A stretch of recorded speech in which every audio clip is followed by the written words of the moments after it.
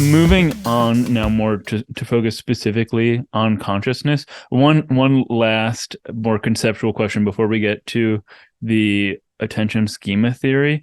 Am I right in understanding that you think that the hard problem of consciousness, as Chalmers puts it, is illusory, and the easy problem, which is not easy, is what has to be solved to have maybe a quote unquote full theory of consciousness? Right. Well, and I've talked to Chalmers about this a lot, and he has, I think his thinking has evolved a bit over time. So the hard problem is, how is it that we get experienceness Out of something purely physical? It seems like a category error. Yeah, exactly. And it's very weird. The thing about experienceness, as people conceive of it, it has no physical attributes, right? It's a thing, but you can't break it and measure its resistance to breaking. And you can't heat it up and measure at what temperature it combusts and things like that. You can't break it down and figure out what its atomic elements are. It has no physicality to it, but it's there according to the way people conceptualize it. So it's very mysterious. That's the hard problem, experienceness itself. The easy problem is more like the things that we are conscious of, right? So for Chalmers, the easy problem is like, well, how do you have a memory system? And how do you make decisions, i.e. choose A over B, and so on. So the easy problem is the stuff that you can be conscious of sometimes and perhaps not other times. It's cognitive processes, but consciousness is the sort of extra magic essence that sometimes comes in and gloms onto some of the things in the brain. So that's the hard versus the easy problem. Chalmers has also described what he calls the meta problem. And that he wrote a much more recent paper really expanding on the meta problem. And the meta problem, as he describes it, is, why is it that people think there's a hard problem? Like, why does a brain say, oh my God, there's a hard problem and there's a mysterious essence inside of me? Why does he even think there's a hard problem, right? And so the meta problem, it's not the easy problem. It's not the hard problem. It's the meta problem. And I would say that the meta problem is the only problem of consciousness. That's the one to solve. And you solve that, and then that's the answer. So just to give an example, there was a time before Newton figured out that white was a mixture of all colors, right? There was a time, presumably, when people looked at white light and they said, white light is so pure, it's so, godly and angelic, and colored light is contaminated and dirty, and, like the yellow got contaminated in with the white, and the green over here, some green stuff got mixed in with the white. But if you could strip out all the contaminants, then you'd have pure white. So here's a hard problem. How do you purify light and strip the contaminants away and turn it into pure white light? That's a hard problem, a la Chalmers. It's a hard problem because it's predicated on a simplified, incorrect model that the brain builds about what color and wavelength are. And it has no answer because it's an ill-posed problem, because white light isn't a purified version of colored light. So it's literally impossible to find the answer to it. And it's based on a false understanding. And the reason why the understanding is false is because the brain evolved a simplified, quick and dirty, easy model of light spectrum. So you can spend 1,000 lifetimes trying to answer the hard problem of how white light gets purified. You will never get the answer, ever, never, because there is no answer. And the only answer is to recognize the meta question, a meta problem, which is, why do people think that white light is pure?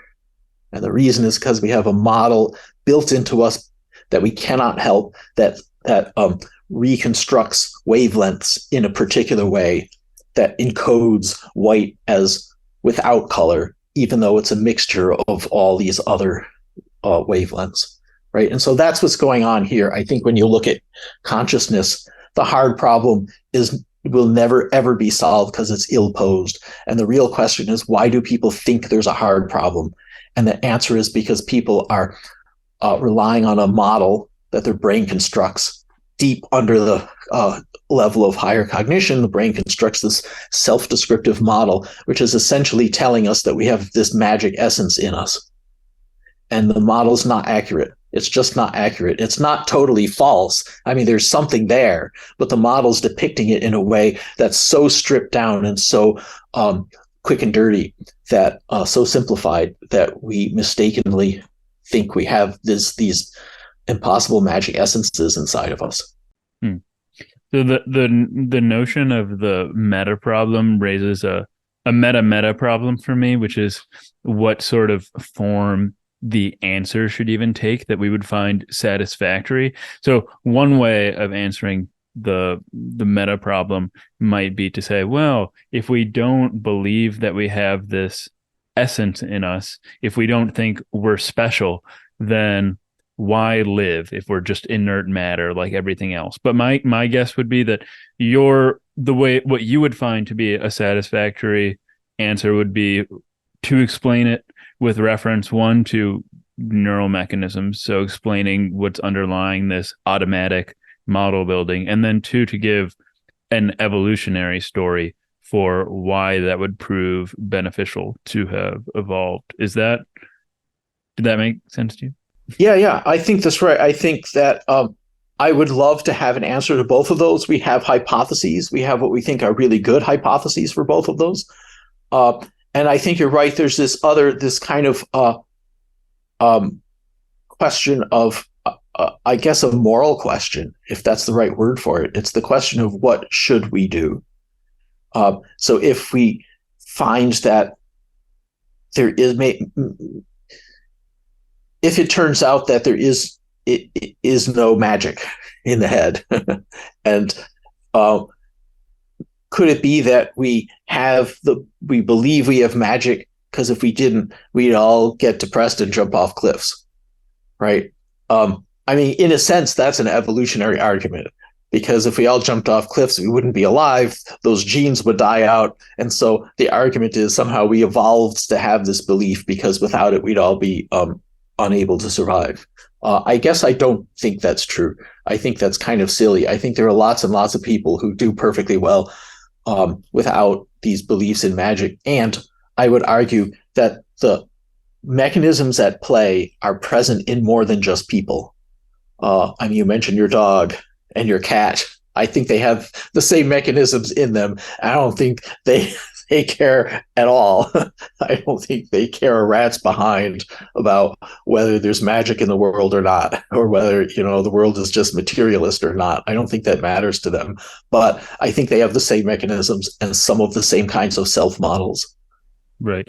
I mean, even if we answered the meta question and there is no magical essence, as you expect or suspect, because the process is automatic, we can't just stop feeling like it's an essence, the same way that we can't stop seeing the dog as brown, even if we recognize that there is no brown. We're just inherently value-based in a sense. Like, I can't not think of food as good or bad, even if I know that there's no such thing as good or bad out there in the world, independent of me. I think that's right. So one of the things that I have tried to emphasize, again, using the analogy of white light, which we now know is not pure and clean and, stripped of contaminants. If you're an educated person, you walk around today with essentially two contradictory concepts of white in your head. And I'm talking about the color white, of course. But you walk around with these two contradictory concepts, and one is a scientific and the other is an aesthetic concept. And we just deal with the fact that they're not compatible with each other, but we're fine with it. The scientific concept is white is a mixture of all these wavelengths in the visible spectrum. It's not that you take out wavelengths and then what's left over is white. That's not what it is. We understand that because we've learned it in school. And the other concept is that white has a sort of cleanness to it, that we still culturally associate it with things like, brides wear white because it's supposed to be pure and clean white paper, and we paint our walls white to look nice and clean, and so on and so on. We still think of it in a certain aesthetic way, and we still see it in a certain way because we can't help it because our brains are built that way, and we don't have cognitive control over it. We can't help it. We're genetically built that way. And so, yeah, I think people walk around with these two totally different conceptions of what white is, and they've just got over it.